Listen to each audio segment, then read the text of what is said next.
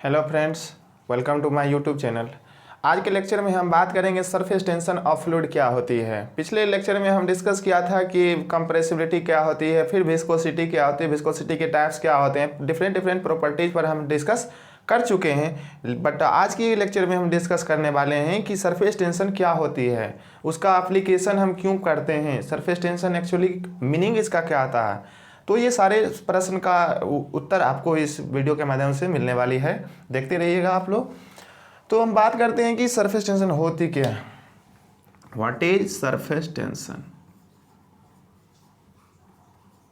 Surface tension actually इसका meaning surface tension से क्या होता है वो हम डिस्कस करेंगे। बट ऐसे डेफिनेशन से तो ये क्लियर नहीं करते हैं कि surface tensile force per unit length is known as surface tension, but इससे हमारा कंसेप्ट क्लियर नहीं होता है। सरफेस टेंशन इन रियलिटी में वो चीज़ होती है जो वो ऐसा फोर्स होता है जो किसी भी लिक्विड के सरफेस एरिया को मिनिमाइज करने की कोशिश करता है। सरफेस एरिया को क्या करने की कोशिश करता है? मिनिमाइज करने की कोशिश करता है। सो रेन ड्रॉप बिकम्स स्फेरिकल। सो rain drops becomes spherical. Rain drop जो होता है, वर्षा की बूंदे, वो गोल गोल होती है ड्यू टू सरफेस टेंशन के कारण ही ऐसा पॉसिबल हो पाता है। ओके, तो आई थिंक कि आपको समझ में आया होगा कि सरफेस टेंशन का मुख्य जो फंक्शन है वो क्या है। वो मुख्य फंक्शन है कि सरफेस एरिया को मिनिमाइज करना। तो सरफेस एरिया को क्या करेंगे स्टूडेंट्स? मिनिमाइज करेंगे। It is the properties of fluid. इसको डेफिनेशन में लिखेंगे, it is the properties of fluid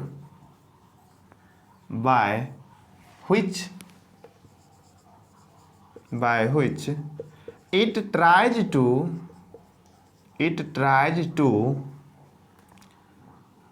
minimize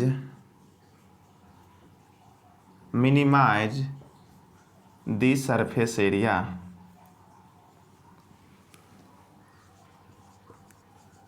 minimise the surface area. Surface area को क्या करने का काम करता है? मिनिमाइज करने का काम करता है। Okay student, surface area is minimum. Surface area is minimum in case of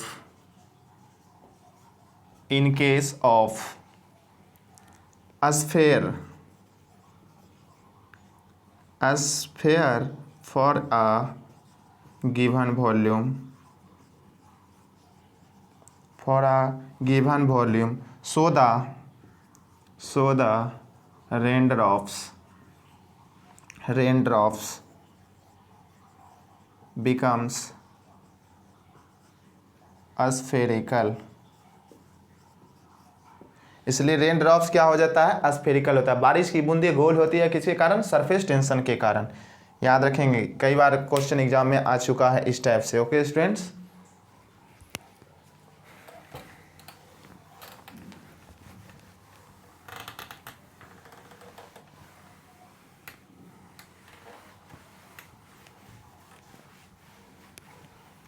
अब बात करते हैं कि सरफेस एरिया लगता कहाँ है। तो सरफेस एरिया जो लगता है ना, वो टू इमिसिबल लिक्विड के बीच लगता है। It is always act on between two interface of to immiscible liquid. ठीक है, दो इमिसिबल लिक्विड के बीच में ये लगता है। ठीक है, तो जैसे कि सपोज दैट ये क्या है?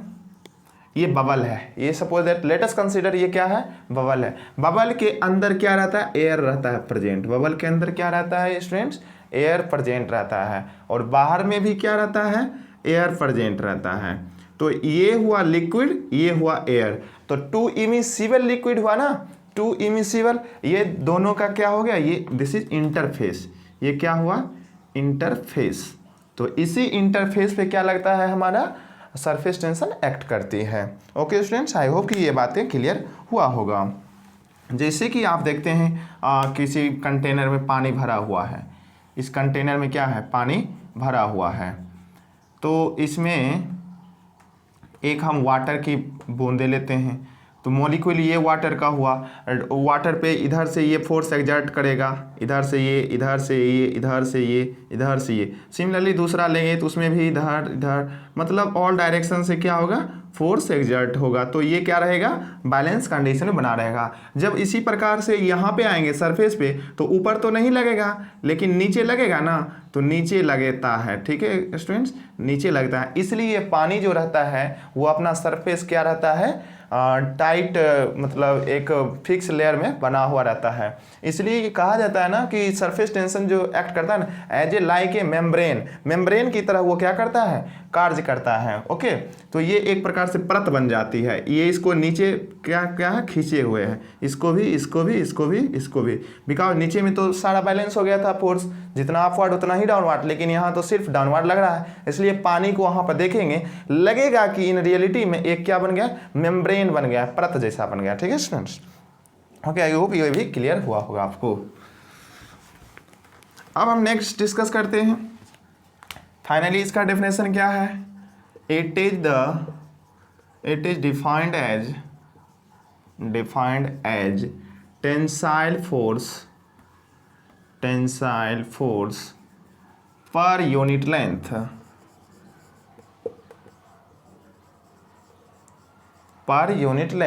Tensile force per unit length को हम क्या बोलते हैं, सरफेस टेंशन बोलते हैं। ओके स्टूडेंट्स, मैथमेटिकली इसको क्या लिख सकते हैं,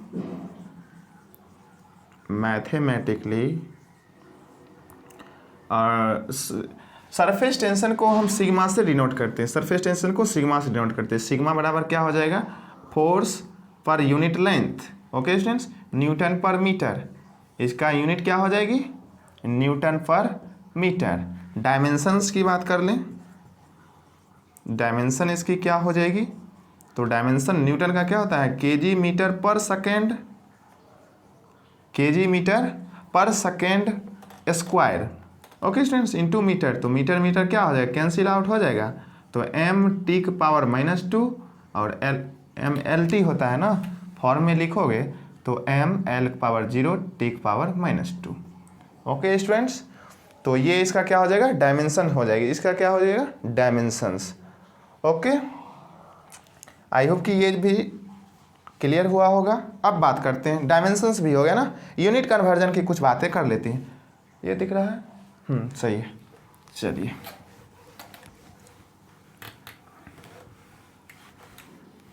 यूनिट कन्वर्जन क्या होती है वो देख लेते हैं। 1 न्यूटन पर मीटर, 1 न्यूटन पर मीटर, 1 न्यूटन को लिख सकते हैं 10 की power 5 dyne, 10 to the power 5 dyne. अब मीटर है ना, तो इसको हम सेंटीमीटर में बदलेंगे, कितना होगा, 10 टू द पावर 3 ना, सॉरी 2 होगा ना सेंटीमीटर। 1 मीटर बराबर 100 सेंटीमीटर, 1 मीटर बराबर 100 सेंटीमीटर। ओके स्टूडेंट्स, अब देखिए क्या आ जाएगा, 10 टू द पावर 3 डाइन पर सेंटीमीटर। ओके स्टूडेंट्स, यहाँ तक क्लियर है। अब देखो, ये इसकी सीजीएस यूनिट हो गई, ये इसकी सीजीएस यूनिट हो गई। ओके, और ये इसका एसआई यूनिट हो गया है। अब 1 केजी फोर्स क्या है, न्यूटन का, फोर्स का यूनिट न्यूटन होता है, बट फोर्स का यूनिट तो न्यूटन जानते ही है ना, लेकिन फोर्स का एक और यूनिट होता है, वो क्या होता है, केजीएफ। क्या होता है, ध्यान रखेंगे, केजीएफ, और 1 केजीएफ बराबर होता है 9.8 न्यूटन। कितना होता है स्टूडेंट्स, 9.8 न्यूटन, या इसको अप्रॉक्सीमेट कितना मान सकते हैं, 10 न्यूटन मान सकते हैं, या इसको अप्रॉक्सीमेट 10 न्यूटन को बराबर मान सकते हो। ओके स्टूडेंट्स, तो ये भी एक प्रकार का इसका यूनिट हो सकता है कन्वर्जन के लिए। ठीक है, तो ये सारी बातें ध्यान रखेंगे। छोटी छोटी 1-2 पॉइंट और है रिगार्डिंग सरफेस टेंशन, उसको भी स्टार मार के लिख लीजिए। Okay, surface tension of water, surface tension of water at 20 degree Celsius, कितना degree Celsius, 20 degree, with respect to air, with respect to air कितनी होती है, 0.0728। ओके स्टूडेंट्स, न्यूटन पर मीटर। क्लियर हुआ होगा, या कह सकते हो 72.8 डाइन पर सेंटीमीटर। ओके, यहाँ से ऊपर से क्लियर है आपको। ओके, नेक्स्ट बात करें सरफेस टेंशन ऑफ मरकरी। ये डाटा आपको न्यूमेरिकल बनाने में बहुत हेल्प करेगी। Surface tension of mercury at 20 degree Celsius. ठीक है, 20 डिग्री सेल्सियस पर मरकरी विथ रिस्पेक्ट टू के एयर के रिस्पेक्ट में देखते हैं। 20 degree Celsius with respect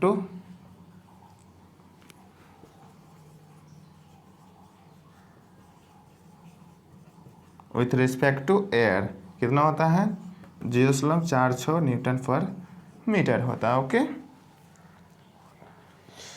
surface tension of water क्या होता है, ये लेस हो रहा है का किससे, मरकरी से, तो कह सकते हैं surface tension of water is less than surface tension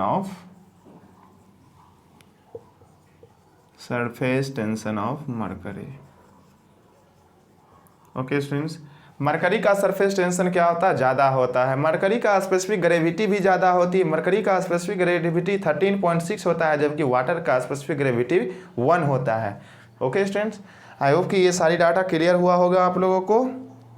okay students, surface tension जो है लिक्विड का वो डिक्रीज होता है with increase in temperature. Surface tension क्या होता है, ये भी एक पॉइंट लिख ही लीजिए।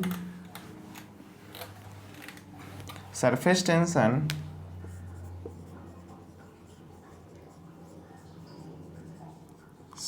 Tension of liquid decrease with increase in temperature,